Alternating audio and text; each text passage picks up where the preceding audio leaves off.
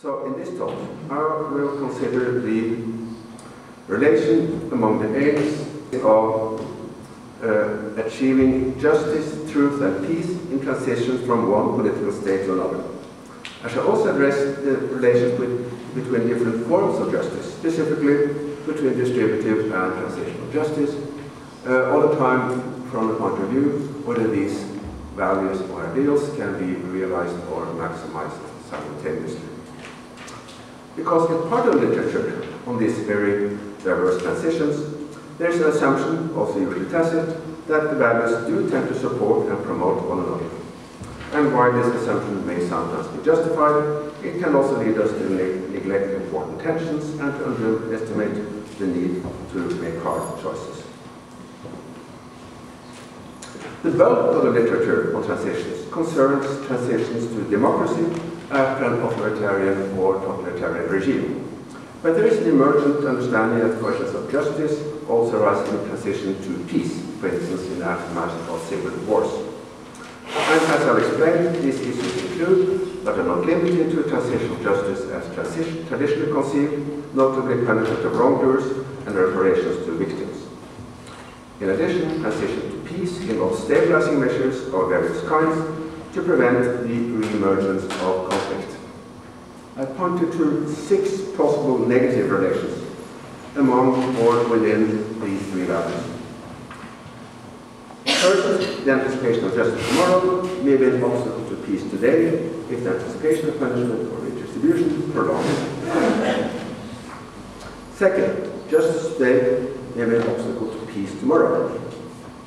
If severe punishment is intended to send a signal to future dictators and actually does so, the net effect may be to increase rather than decrease human rights violations.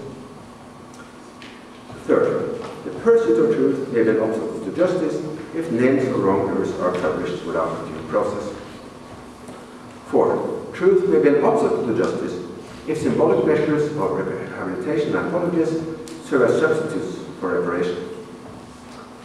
5. Truth may be an obstacle to peace if truth-finding that reveals the identity of perpetrators is not accompanied by their punishment. And 6. Transitional justice may be an obstacle to distributive justice if entitlement trumps needs in situations of extreme scarcity. Note the difference between N1 and N2. The first is a question of how to act in a given situation, whereas the second turns on the rule consequentialist argument about the net long-term effect of a given policy. Now, in addition, I pointed to 4 possible positive relations or synergies. First, truth may be a condition for peace by making it impossible to deny past injustices. Second, truth may be a condition for civic peace by screening officials and politicians for possible collaboration with a pre-transitional regime. Third, transitional justice may be a condition for peace by satisfying demands for retribution that, if unmet, might create unrest.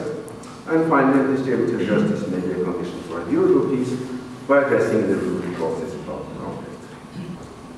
In the worst case, the maximum punishment or redistribution that wrongdoers will accept may exceed the minimum measures that will satisfy the population.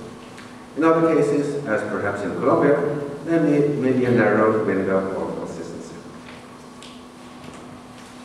Now in this talk, I've obviously been painting with very broad strokes. The purpose was to sketch a conceptual framework rather than offering a theory or a policy.